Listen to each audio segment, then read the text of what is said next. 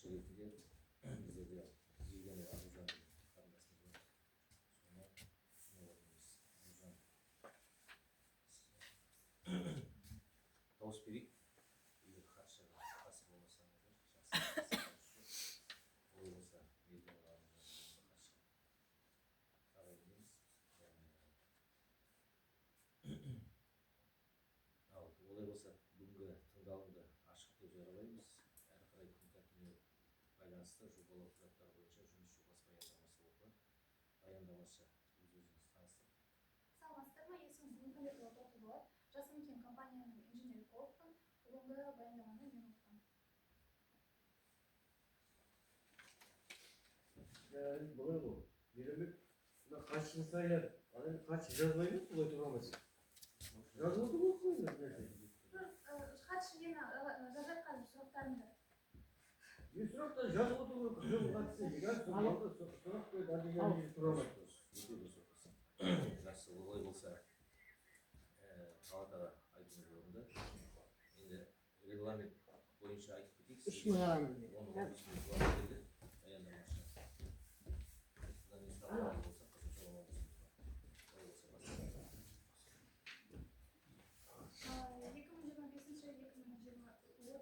Жылдарға арналған ЛСК тежегіштерінің бірінші санаттағы объектілеріне әсер етуге экологиялық рұқсат алуға арналған жобалық құжаттар бойынша қоғамдық тыңдалым. Негізі 96 бап қоғамдық тыңдаулар өткізуі. Біріншісіден мемлекеттік экологиялық сараптаманы жүзеге асыру процесінде қоғамдық тыңдаулар өткізу міндеті болып табылады. Екіншісіден мемлекеттік экологиялық сараптаманы шеңберіндегі қоғамдық тыңдаулар өткізу қағидаларына сәйкес өткізіледі. Қазақстан Республикасының 2021 жылғы 2 қаңтардағы номер 406 Қазақстан Республикалық заң экологиялық кодекс бойынша. Біріншіден, осы слайдта сіз ситуациялық карта схемасын ЛСК-сын көресіз. Мына жақта өзен, ар жақсы деген. Мына жақта жолы, Қазақ-Қойлық ведомстволық жолы. Және де мына жақта ЛСК-сының өзінің промплощадкасы тұр. Атжақсын оны, қырма, бұлайтын жерден оны. Қырмның басындағы нені? Жолға жетпейді, Қазақ-Қойлықтың жолы бар ғой? Білемін, ана мостқа қарай, төмендегі мостқа қарай түсетін жердегі Қазақ-Қойлықтың Қожасайға кетіп баратқан трассада, оң жағында, ода. Оң жағында. Бұрыннан тұрған не бар? Бұрын ол жұмыс істейді ғой. Қай уақыттан бері отырмыз? Жоқ, біздер уже где-то 15 жылдай ғой жасалатқандар. Көрмедім мен өзі. 15 жылдан бері жасалады. Тұрды ғой, жасаватқандарымыз жоқ оны. Тұрды. Басқа сайт тұрған шығарсыз. Оның қасында бір полигон бар ғой. Полигон бар. Біздер біздің компания 15 жылдан бері сол маңда площадкада біздер жұмыс жүргізіп жатыр. Сіз кім болып? Мен так, просто мына Докладтан кейін сұрақтарын қойсаңыз, регламент бойынша. Компанияның негізгі мақсаты ЛСК өндірістік қалдықтарын қайта өңдеу және кәдеге жарату, залалсыздандыру жұмыстарымен айналыстырады. Нысан табиғатынан қорғау құрылымы болып табылады және өнеркәсіптік қалдықтарды орталықтандырылған жинауға, залалсыздандыруға және жоюға арналған. ЛСК байланысында коагуляция және флокуляция блогы бар. Теориялық өнімділігі 9 метр кубтық сағатына және де Сани БФ қосымша тазарту станциясы сүзгісі коагуляция және флокуляция қондырғысына орнатылған. Коагуляция және флокуляция блоктарында сұйық пасты тәрізді қалдықтар және де өндірістік ағынды сулардың тұндыру ыдыстарында өңделген және тұндырулардан кейін өңделген. Сулардың сұйықтық физика-химиялық күй санаттар бойынша техникалық су разрядына еседі. Ол одан әрі буландарғыш тоғана төгіледі және де алты туындылардан қатты фракция кейінен термиялық өңдеуге арналған термодисорбциялық қондырғыға түседі. Шешесі самап қобалжып отыр. ЛСК өндірістік алаңы әкімшілік ғимаратының орналасқан жері біріншіден әкімшілік ғимаратынан Элскарти келісімшарттық аумағы Қазақстан Республикасы Ақтөбе облысы Мұғалжар ауданының аумағында орналасқан. Келісімшарттық алаңы Қожасай және Әлімбек Молай кен орындарына жалғайтын Қазақстан Ақтөбе ведомстволық автомобиль жолынан оң жағына 27 километрден 150 метр жерде орналасқан. Солтүстік жағасынан 8 километр Реал Ракурс деген полигоннан шығыстанда және де 6,5 километр Атжақсы өзені, оңтүстігінде 500 метр жер асты мұнай құбыры өтеді. Қалалық тиептігі ең жақын ірі ауыл Шұбаршы. Жол желісі негізі байланыста жолдары болып табылатын қара ауылдық және далалық жолдармен ұсынылған. Бұл аймақ кішігірім өздермен және де қорған арналармен, сайлармен және шұңқырлармен қиылыстан сәл таулы аймақ. Гидрография бойынша Атжақсы өзенмен ұсынылған. Өсімдік жамылғысы бұталарға бар шөлді және жартылай шолды өсімдіктер. Шөп жамылғысы сирек кездеседі. Мұнаяқта өзі сол Элскартиның негізі карта схемасы және де осы жерде айта кетейік, существующие деген уже тұрған площадкалердің несі пландары және де салынатын тағы екі блоктың несі қарасаңыз болады. Атмосфералық ластауыш заттардың шығару көздерінің орналасу картасы Элскартиның. Мына уже ситуациялық карта именно сол 2025-2030 жылдарға арналған атмосфераға шығарылатын ластауыш заттардың тізімі. Сол тізімі бойынша грамм секундына 7,9 және де жылына 166 тонна шығады ластауыш заттар бойынша. Суды түтіні және сарқынды суларды бөлу. Кәсіпорын шу шаруашылығына балансы әкелетін суға және жергілікті жер салынған ағынды сулардың айналымы. Құрылыс кезінде шаруашылық ауызсу қажеттілерімен, бөтелкелермен сумен қамтамасыз етіледі. Бүкіл кезең ішінде жалпы тұтыну 94,5 метр құрайды. Ал су бұру, су өткізбейтін септік арқылы ұйымдастырылып кейіннен әкеледі. Лицензияларға тазарту құрылысынан арнайы көлікпен пайдалану кезеңде шаруашылық тұрмыстық қажеттіліктері 949 метр кубтық бағаланады. Ағын судың қарайтын кезең үшін 664,3 метр кубтық жылына. Ағынды көлемдер 6 метр кубтық. Бетон септикте жиналады және де шарт бойынша шығарылады. Өндірістік ағынды сулары жылына 20 метр кубтық болады және сүйек басталар қалдықтары 50 мың метр кубтық жылға болынады. Гидрошалылған технологиялық карталарға бөлек қабылданады. Олар коагуляция және де флокуляция болғынтарына тазартылады. Содан кейін өңделген сүйектік техника су разрядының алмастырылады және де буландарғыш тоғанға төгіледі. Геомембрана мен құмнан жасалған сүзгіге қарсы экрандар инфильтрацияны болдырмайды. Табиғи су қойылғарын төгіндерді болмауы минималды әсер кетілдік беруде ауылдың жер үсті және жер асты сулары. Қалдықтардың жинақтау лимиттері тонналармен осы 25 пен 34 жылдарға. Айта кетейін ба соларды? Көрінбей жатыр ма айтқан?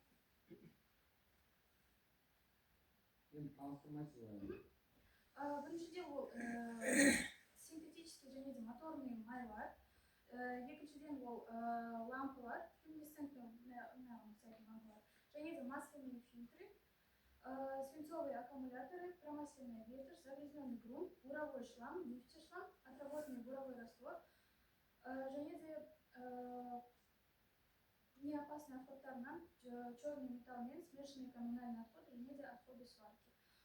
Солар общий объем бойынша 117,574 лимиттер болады. қалдықтарын басқару бағдарламасын іске асыру жөніндегі іс-шаралар жоспары. Біріншіден, ол сол отходтарды, оларға келетін отходтарды специализированный сол физ, негізі юридический лицам передается. Сол ол не үшін істейді? Өйткені сол отходтарды уменьшениеға, азайтуға үшін. Сол форма завершения отчет болып болады. Және екіншісі утилизация опасных отходов, мысалы буровой шламмен соларды, сол отходтарды қайта өңдеумен соны дорожно-строительный материал болып алып келеді, уже заново их преобразуют в дорожно-строительные материалы. Және де проведение разъяснительных работ с персоналом о самой безопасности. Ол уже именно сол өзінің ЛСК-сының сотрудниктерімен жұмыс істейді. Өндіріс және түтін қалдықтары туралы ақпарат. Сол бірінші айтылған смазочные трансмиссионные масла, олар специальный организацияларға беріледі. Лампалар, содержащие отходы, тоже соларға беріледі. Масляные фильтры, свинцовые аккумуляторы, оларда специализированный организацияға беріледі.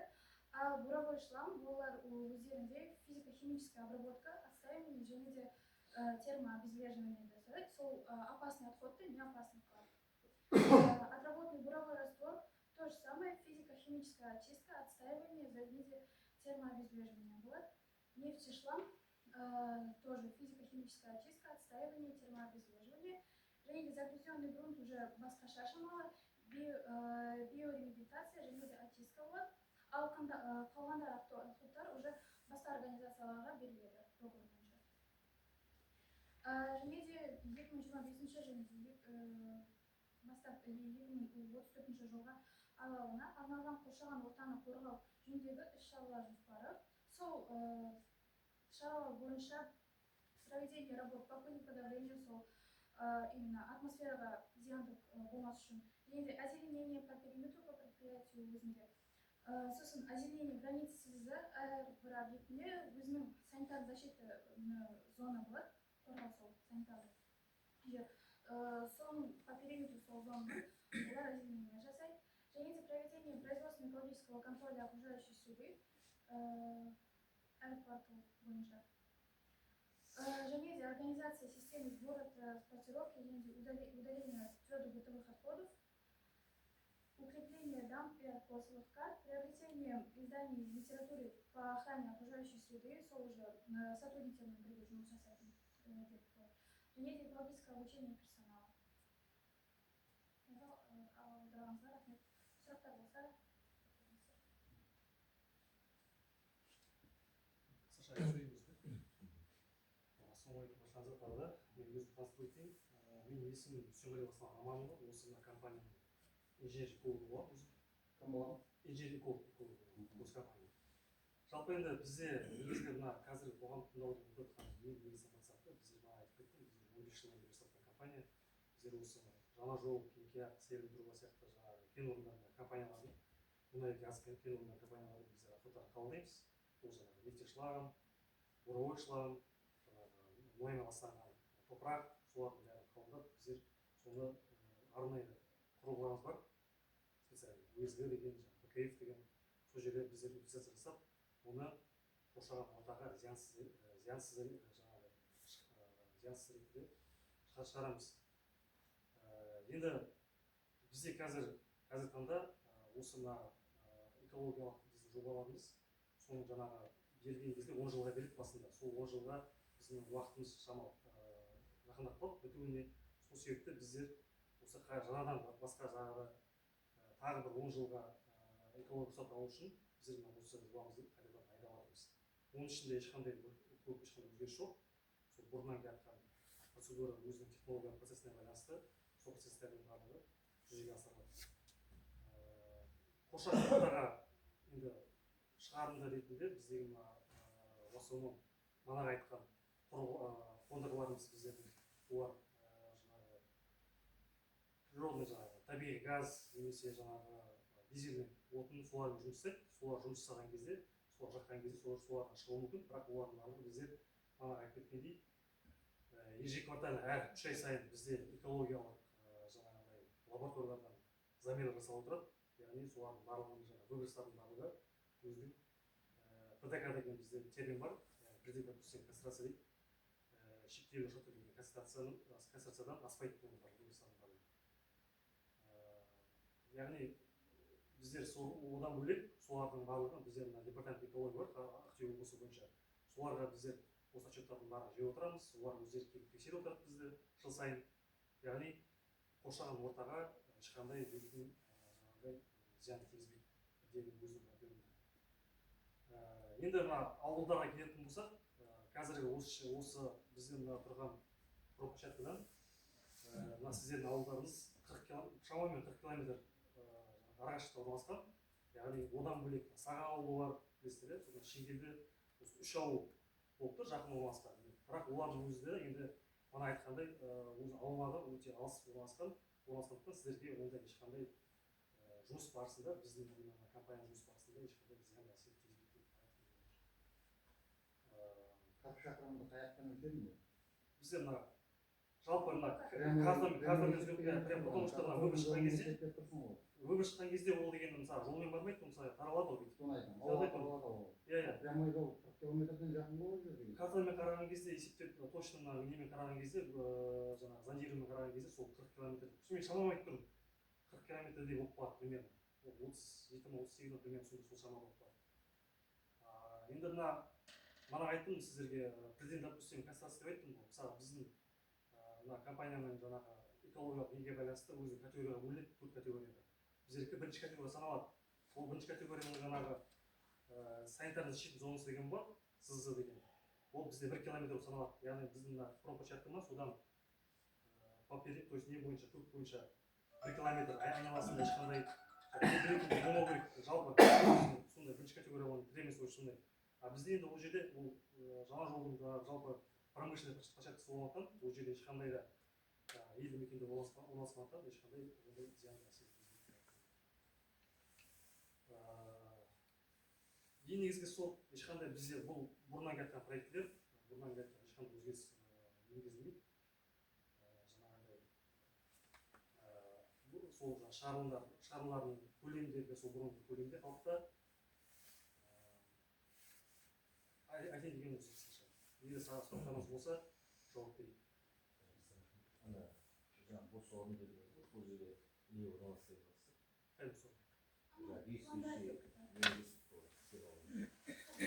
Сосын ана жерде бос орын деп қойып не орналасса болады?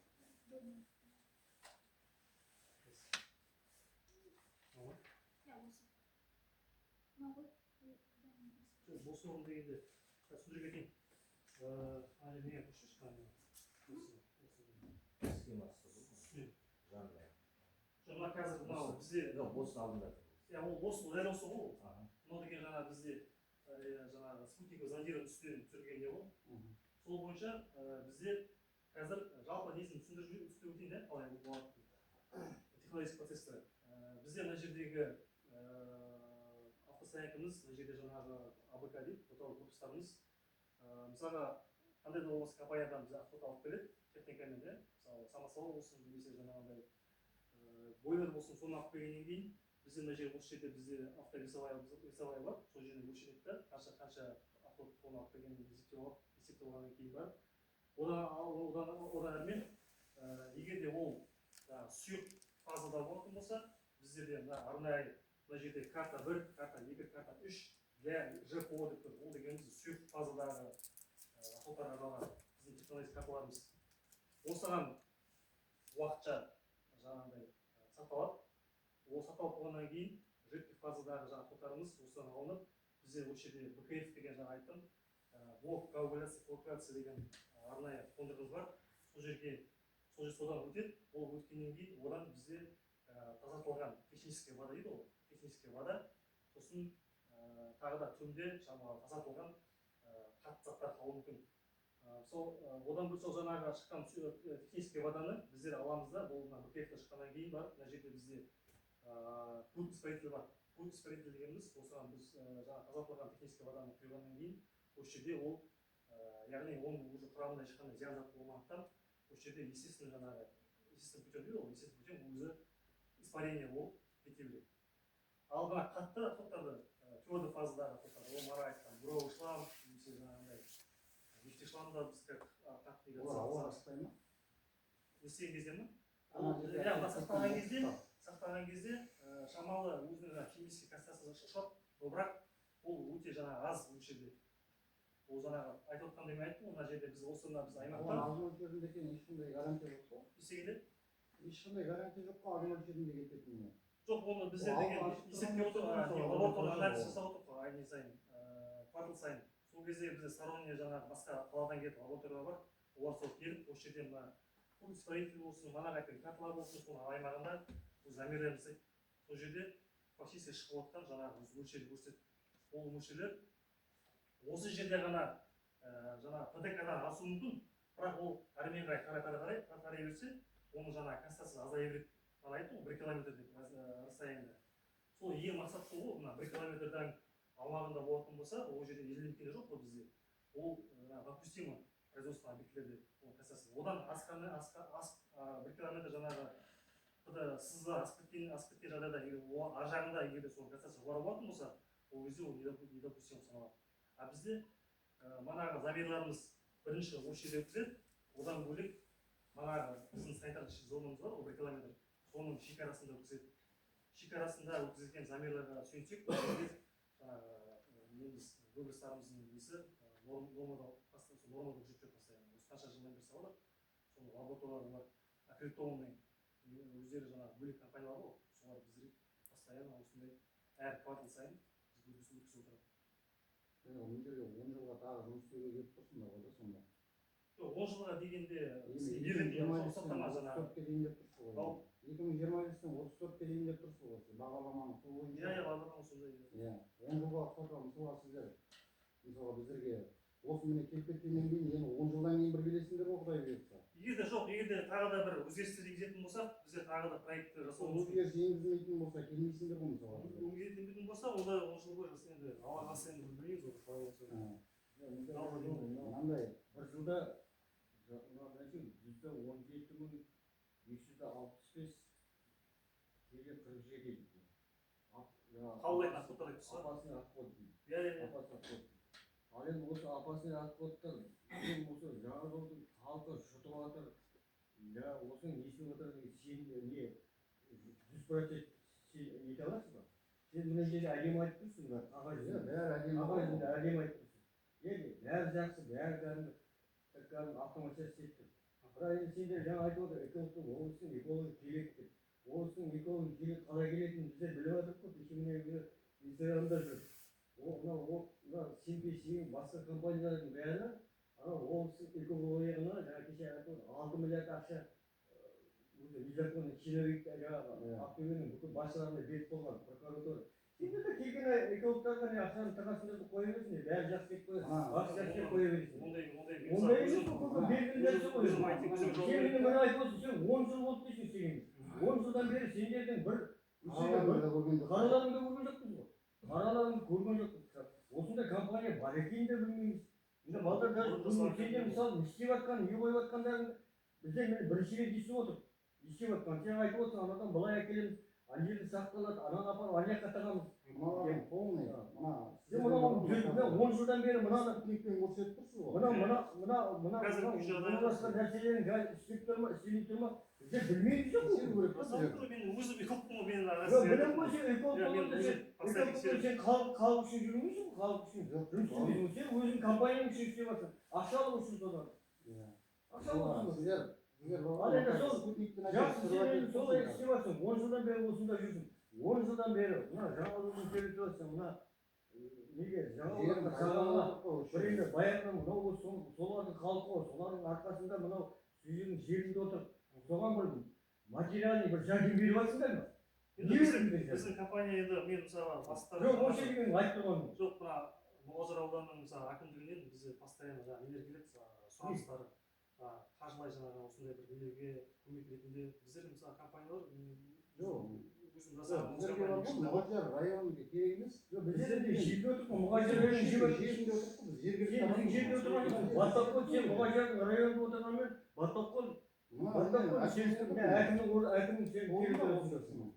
Сен ана мұғажерде неге жүрсіңдер, сен мына әкіммен неге сөйлеспейсің? Неге осының мысалы, осының жаңағы бір сұраған бір нәрсе еткен неден, неге осыған неге көмектеспейсіңдер халықтың мысалы?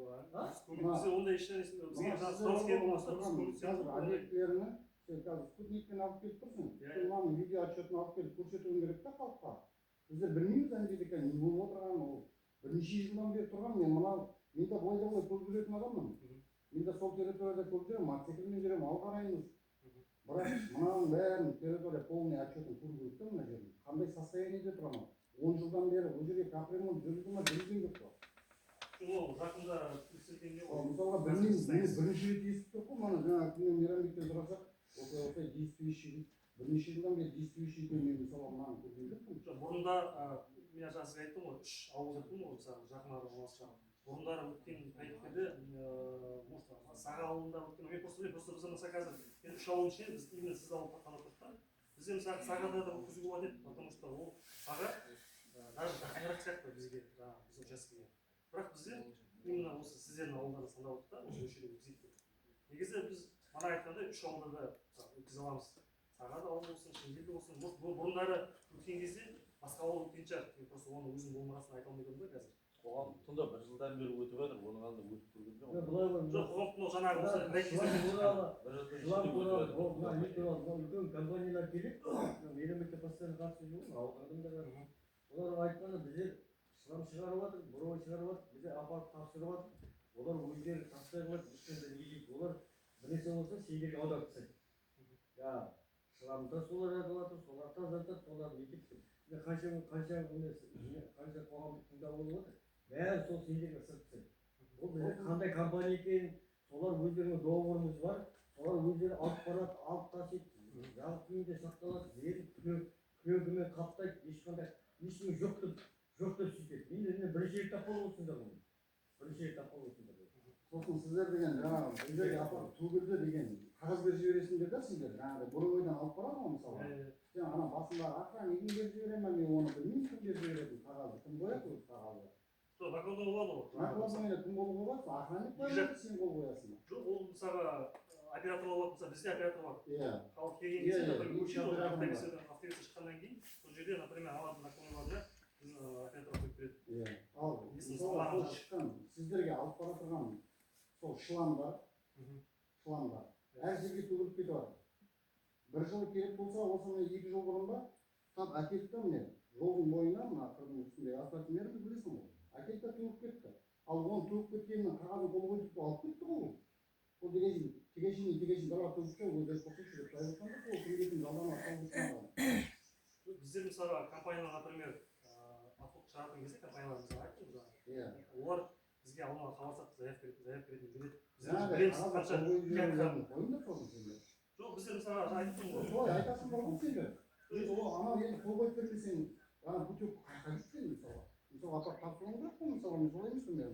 Там жаңағы енді тапсыруың ғой, тапсырғаннан кейін сізге барып қол қойдырып алып әкелмесем, Мейрамбек айтады ғой маған, бұл хозяйны ғой. Алып кетпейді бар сенің қаяқтан қол қойдырып алып. Бұған уже қол қойдырып алып келгенсің, мысалы хозяйнге бәрібір ортада водителін төгіп кетемін. Барғанда сендерден барғанда жаңағы 5 сомнан келгенді беремін да, ана операторларына, охрандарына қолымды қойдырып аламын да кетіп қаламын. Бұл системаны бұрыннан білемін мен, бауырым. Ол системаны деген көріп кеткенмін мен. Қалай қол қоятын, просто қазір солай айтасың ба сендер? Ол істемейді. Осыны айтпайықшы, жаңағы орынды қосымша сұрайық. Қайсысын жаңа сұрап орналастырып айтып, мыналар действующий. Мыналар айта берейін бе жаңағыны? Қандай жоспар болады, қондырғы ойлайсыздар ма, соны айтып ешқандай айтып отырмын ғой, қазіргі мысалға жай-күй осындай айттым, мына курс строительден, мына жерде бізде карта, 4-ші карта для твердый қатты фазадағыларға, 5, 6, 4, бұл бізде қатты фазадағы топтарға арналған карталар, технологиялық карталар. 1, 2 мен 3, бұл сұйық фазадағы арналған. Осы мына жердегі курс строительді айттым, курс строительді. Сосын мына жерде площадка для хранения обезвреженного материала деген бар. Ол яғни бізде мына қатты фазадағы тоқтап келген кезде мына финитер шланг болсын, замазочный грунт болсын, жаңағы буровой шланг болсын, бізде мына жерде специальный установка бар, USG деген, USG. Бұл установка замазочный грунт дейді, яғни қатты жаңағы жоғары температурада осыны отводтарды біз соған орналастырамыз, оның ішінде камерасы бар, өзінің соның ішінде өтеді, өтеген кезде оның құрамындағы манағы зиянды мұнайдың қалдықтарын нелерін алады, қыдырап кетеді, жойып кетеді. Сол жерден уже таза обезвреженный топырақ шығады. Сол топырақтарды біздер алып, осы жерден алып, мына жерге площадкаға жинаймыз. Ол обезвреженный материалды біздер армияға қарай жаңағы строительный компаниялар болады, соларға біздер подол ұрып, жаңағы жіберіп отырамыз, как өздерінің жұмыстарына пайдаланамыз. Енді мынандай ұсыныс болып тұр біздерде іргелес жатқан мекемелер тарапынан CNPC бар, Қаралы Петролиум бар, Қазақойл бар. Қазір сіздерді білесіздер, міндетті түрде бар, жасыл желі. Жалпы ұлттық акция жүріп жатыр жаңа біздер жасадық. Керекте қарағашқа көп, енді біздерде ұсыныс осыған білесіздер. Біздер жаңа әкімшілік салып жатыр. Сол өзінің әріптестері айтқан болатын, соның алдына бір 8 жақсы шыша орналастырып берсеңіздер, сол шыша.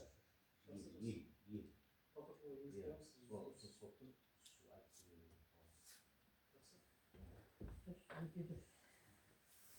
Дұрысқа көміне ертең мына мені алып сендер компаниядан қаяқта өзі ақтөбе тұра ма? Офистарымыз бар, офистарда ақтөбеде. Мына жақсы андай істеватқан шығар, районға болып жатқан шығар, бірақ халыққа да мына ауылдық жерде халыққа да шапалап елдерін беру керек.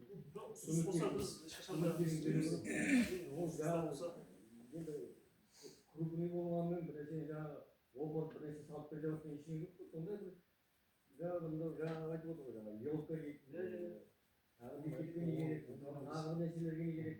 Сондай бір сондай нәрселерге шамалы болса да бір нәрселер алып беріп жатсаңдар қуат елден келгенде де өздеріңе де жақсы. Келгенде де кәдімгі дұрыстап кәдімгідей жаңалыққа бір неғып пайдалы қазақ қолдарсыңдар десе. Үлкен компания екенсіңдер енді неше 10 жылдан бері. 10 жылдан бері сол мына жаңа жолға осы Марқакөл ауылынан бір нәрсе, бір әлеуметтік бір нәрсе бөлмегенсіңдер. Мүмкін мұғажарға ауданға бөлген шығарсыңдар, бізде мына бір жаңа жол. Осыны дұрыстап ойлап, ана протоколға жазып, ондай ұсыныстар болса біздер сұраған нәрсе ертең мысалы енді телефон нөмірін жазып ал, болмаса маған бер телефон нөмірін, мен сөйлесейін, сен сөйлесейін. Соңынан қалмайын. Мына жақын арада осы мына спорт комплексте жастарды спортқа ынталандыру деген бағдарламамен футболдан әртүрлі ұйымдастырып жақын арада алла қаласа соған қаржылай бір жәрдемдеріңді берсеңдер. Сосын екінші ұсыныс мына ауылдың пунктына шамалы керек жарақтар бар. Әлдерің келгенше енді мен сіздерге мынандай деп айтпаймын. Әлдерің келгенше мысалға қандай бір жеңілдетіп заттарын айтайық, мысалы шкаф керек ішінде сондай бір керекті нәрсені сатып берсеңдер, сондай бір жәрдемдерін осы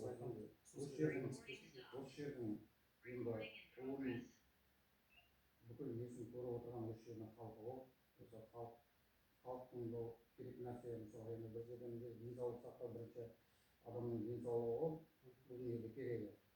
Денсаулығың дұрыс болмаса ол да болмайды. Сол мәселемен мына біздердің амбулаториямызға ұсыныстарыңызды қабылдап, хаттарына жазып, соны алып берсеңіздер бұл затты. Өткенде бір тағы осындай жаңадан бастаймыз деген компания келіпті. Оларға өзі әлі басталған жоқ жұмыстары. Жұмыстарын басталып, сол бісміллә деп бастамасы деп амбулаториямызға терезе, штор, кондиционер, журналеті, сондайлардың жәрдемдері бар деген компания. Сіздерден де сондай жәрдем берсеңдер, медицинға жәрдем бергендерің, сіздердің халыққа жәрдем бергендерің ғой. Халыққа осы жерге барып, осы халық емделетін, осы халықтың, осы жерде тұрғылықты халықтың қамы ғой. Енді ол жерде оң жұтқаннан кейін де біз шамалды осы рахатын көргіміз келеді да біздерді. Осы жерде тұрып отырғасын. Енді де біздер дұрыс түсінікпен қараңдар.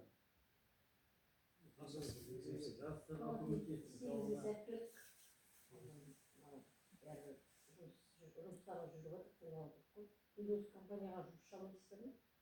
Бізде ол жақта основном жаңағы техника ғой, осы жаңағы наемныйлер, техникалар, ана базаның өзінде, полигон өзінде тұратын бір 3 адам отырады, бір оператор, начальник учаскесі бар. Тағы Операторларға орынға тұрғылықты жерден бір адам болсын, 2 адам болсын. оны қазір точно айта алмаймын, потому что қазір енді бізде толық болып тұр. Егер жаңағы сондай бір жұмыс істейтін болса, әрине біздер жаңағы босаған орын болып қалса, жашас, әрине. Ондай болатын болса, біздер мысалы әкімдіктен сіздерден мысалы сондай ұсыныстар келетін болса, біздер оны қарастырамыз ғой. Мен мысалы оны көбейтіп бәрін жеткіземін, айтамын. Сол кезде де сондай бір көмектер керек болатын болса, тағы да басқа нелер болатын болса, әрине біз одан не істейміз. жұмыс бар сол осы тұрғылықты адамдардан алғаннан дұрыс Біздің болады. Сүлікбай бір 10 шақты күнде Bir мына adam менің olsa шыршаны da, егіп тастаса, bir adam olsa da, bir adam olsa da. Biz o sırada değil, işitir var. Жашас, оны қарастыру. Енді мына Осы кейбір қазір енді мына осы болмаса, есептегендердің арасында енді жұмыстардың енді жүре берсе тағы 10 жыл жұмыс істейді отыр. 10 жылда енді ұмытып кетпей жаңа жылға келіп тұрыңдар. Енді әкім ауылдың әкімі барып хабарласып тұрады. Жаңағы сөзімізде жаңағы айтқан нелерімізді жерге тастамайды деп сенеміз. Басқа не қылып айтамыз енді.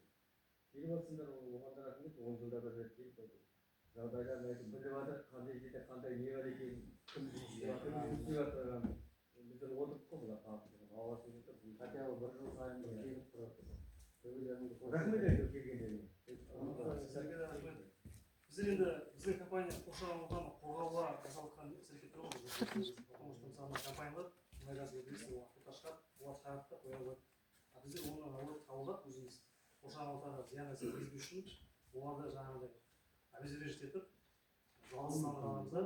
Сондай бізде негізгі компанияның мақсаты сол ғой, қоршаған ортаға өзінің әсерін тигізу, жақсы әсер тигізу, яғни зиян қоғамға жою. Түсінікті ғой. Акиматты көгалдандырып кетіңіз 10 шақты күннің ішінде. Неше түрлі ағаштар сатып жатыр қазір базарда.